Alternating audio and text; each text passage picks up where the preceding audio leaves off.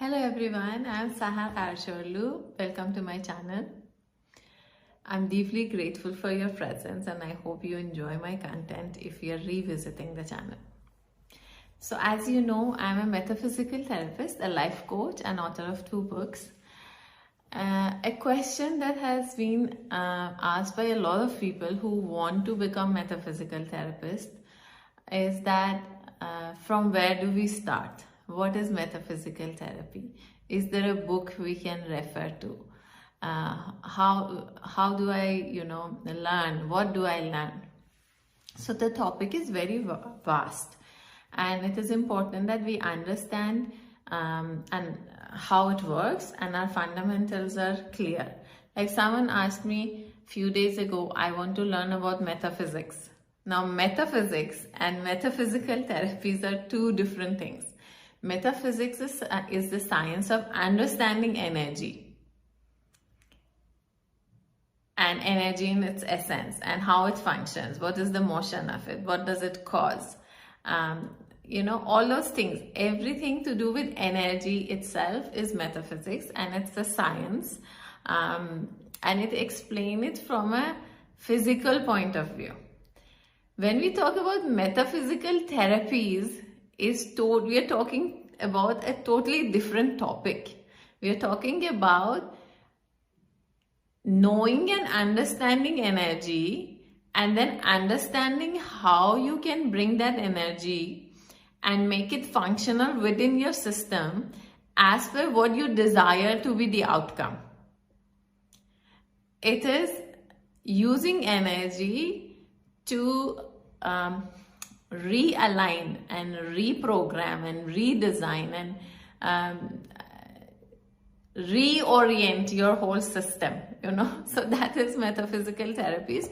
We are using that to work. We are using energy and understanding of energy and then apply that understanding in our life in order to have a hold of our own life, to be able to be in charge, to be able to create a new life. But metaphysics as a science is talking about energy in general. So it's a totally different topic. It is important, we know that, but it is not really something we would be using in metaphysical therapies. Now, I'm going to use my book because time does not heal. And actually, on page 2 of the first chapter, I've explained the basics and principles of metaphysical therapies. So I'm going to go through it. I will read from the book and I'll answer and explain each point to you. Okay, so here it goes. The basic information below, which is in the book, will help you connect, understand and process the learning that flows in subsequent pages of this book. Okay, but let's not talk about the book, but understand what the book is trying to explain. The subconscious mind registers every single incident, word, action and intention and retains them forever. Please understand, all metaphysical therapies are based on the subconscious mind. When we are doing metaphysical therapy, we are working with the subconscious mind and how it is different from energy healing, even though we are using the same energy to work through an issue or a challenge. When we do energy healing, which is practices like Reiki, magnified healing, pranic healing, theta healing, what we are doing is we are actually understanding a symptom and then we are manipulating the symptom so that the result can be changed. Okay, so if there is a headache, I will use the energy of, let's say, Reiki or pranic healing. I manipulate the pain and the energy that is causing the pain, and then the symptom, which is the headache, will go away. But I'm still dealing with the symptom. So energy healing deals with the symptom. Now, metaphysical therapy deals with the root cause, because whatever has caused the issue is going to remain forever. And as long as the cause remains the same, the effect would be the same.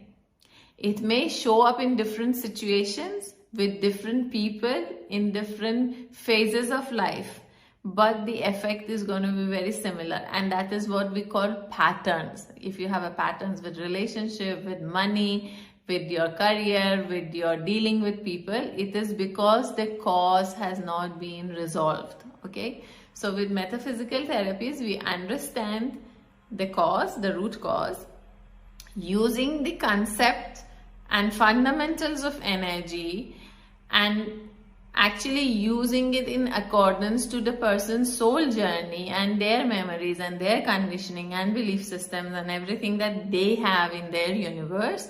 Then we go and actually uproot or unroot the cause so that the effect can be changed. Now, the subconscious mind is not capable of deleting anything. So you have to reprogram it. You have to overwrite it, with something else. That's why we use affirmations. Now, the second principle is you can't delete memories, but you can overwrite them, which I just said.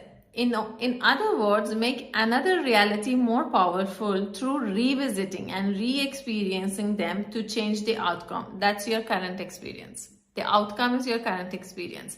So if the outcome or the current experience is something you do not like it, by thinking about it, trying to change the outcome, you really won't achieve much. That's why a lot of people who have problem with, overeating or emotional eating, who have, emotional issues, mental issues, or addictions, people who have issues with discipline, they really try hard to be determined, to be focused, to do whatever they have to do. But if the cause is not moved and it is not changed, every time the person comes out of addiction, then it relapses, right? They go back. Every time the person deals with a relationship and then the relationship goes bad, then on a rebound you go to another person and then you repeat the same mistakes basically there also. So it's because the cause has not been changed. You have to find the reality of yours, of the past. You have to find the power you had in that reality, and using that you overwrite the current programming, because you cannot delete it. Simply, it is not possible to delete it. Then the third fundamental is the subconscious mind learns through repetition and not through logic and understanding. So I always say, when logic, intellect and understanding ceases to work for you and it cannot resolve your challenge anymore, that is where you need metaphysical therapy. And that's why everyone who comes to a person like me, they are on SOS, it's a 911 call. They really need it because they've tried everything and nothing has worked. Why nothing has worked? Because 98% of how we live our life is based on a programming which resides in your subconscious mind. Now, if some problem is rooted in your subconscious mind, which is 98% of the challenges we have, you cannot change it by thinking about it or trying to understanding it. It has to be changed at the subconscious level. And that's why the metaphysical therapy comes in. Then it says it simply knows by intuition and not by reason. So your gut feeling, your vibes, how you feel about something, your intuition, that inner voice knows the answer. If you have really overthought about some issue and you cannot find the solution, it is because the solution is not in your conscious mind. You have to quieten this conscious mind so that you can hear the inner voice, and usually it is so simple that you cannot believe it. But then that's where the solution is. Then it says the subconscious mind has no biases, hence it cannot differentiate between what's serving you and what's hampering your growth. It simply records it all. That is why we say avoid, violent video games, avoid watching negative news, avoid, horror movies, especially for pregnant ladies, because everything that you observe and you absorb, and then the imprint stays forever on your subconscious mind. So if you do not like something, you need to first of all avoid letting it sink into your subconscious mind.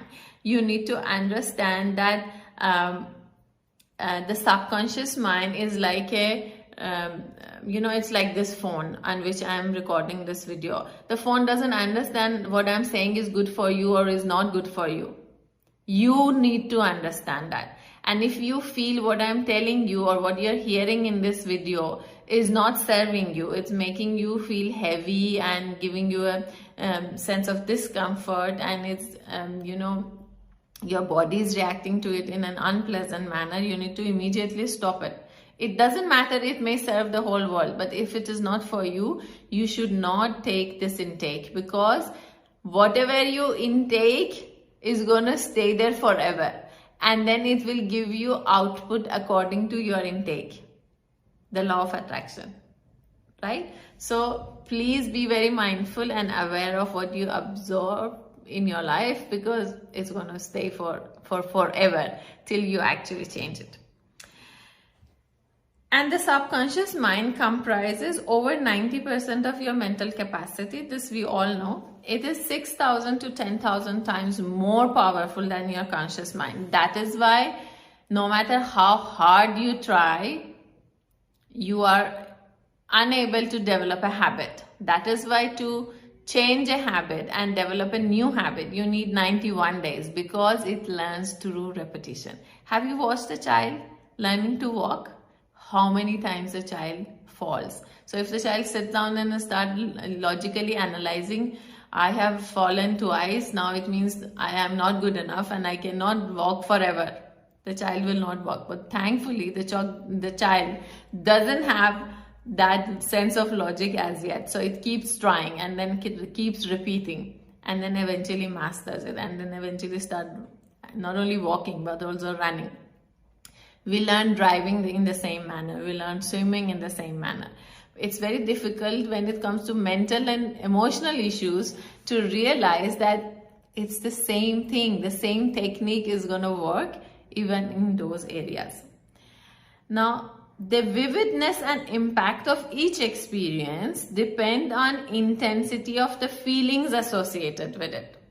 That is why if a person is emotionally unavailable, no matter how much love you offer, they will not understand it. They are not able to receive it. That is why loss of a parent to two different siblings with two different emotional states, and depending if one of them was present and how close that one person was to the parent, it would actually transpire differently when you look at them while they are grieving, So the memories will stay very vivid if the feelings associated with them were very intense.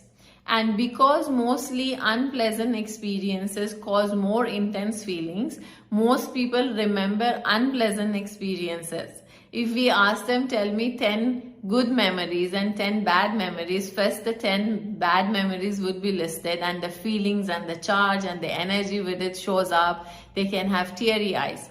And when you ask them to list 10 really happy moments, some people don't even get one, or some people get stuck at 4, 5, 3 maybe, right? So it is because the intensity and discomfort of a challenge is much more powerful. Why? Because our mind operates from survival mechanism, and it wants to remember all the bad things or unpleasant things in order to safeguard itself in the future. So it absorbs it with more intensity. That is where awareness comes, and that is where you need to become aware and become very neutral to events of life, and don't respond and react with so much of charge. Just let yourself relax, work on your mental peace, your emotional well-being, because you do not want to be the slave to your own past emotions, attachments, and challenges. The subconscious mind is beyond time and space. It has no concept of time and space. And that is how energy work and metaphysical therapies work. When I'm sitting here taking a person into a past life, the mind is traveling backwards, sometimes even into millions of years before or thousands of years before, because the subconscious mind is kind of over-encompassing. It is like everywhere. It is aware of everything. It has never deleted anything. So everything is already within it. We just have to tap into it, and it can travel beyond time, it can travel beyond the space. I can be sitting here healing someone sitting in the North America or anywhere in the world, because I'm going to use my subconscious mind, and I'm going to tap into the subconscious mind of the other person. And between these two subconscious minds, there is no concept of time and space. That is how we connect. So this is how metaphysical therapies work, and this is why they work. This is the science behind it. What all a metaphysical therapy can help you with. We have many types of metaphysical therapy. In fact, hundreds of modalities. I am myself certified in around 72 of them. But how do they work is depending on the issue. First of all, few things. One is, what is the challenge? How does the person who is a client is perceiving the challenge? What is the conditioning, the belief system behind this challenge? From where has it come? Does it even belong to the client? What is the gap between the presenting issue and the actual issue? Where is the root cause originated? Can the root cause be eliminated, or has the lesson been learned? What all are unfinished businesses in between? So depending on all these factors, then one can pick up the best modality. And usually your therapist should be able to identify what you need the most. A lot of people approach me for past life regression, but what they need is maybe inner child or a family constellation, or they actually need to work on their shadow selves or the inner critic. So it depends what every person needs. There is no one solution or one therapy for all. It has to be diagnosed right. If you don't diagnose the pain and the cause of the pain, how will you heal the pain? So I hope this video helps, and I hope it brings clarity for those who want to undergo metaphysical therapy and those who want to become metaphysical therapists. Because people approach me and tell me, I want to become a metaphysical therapist, but from where do I start? Well, you have to start by knowing yourself. You have to start by fundamentally understanding energy, the subconscious mind, and then how now do you use these two things in order to bring resolution to the client. But a good therapist is a healed therapist. That is what I believe. Till the next video, loads of love and blessings to you all.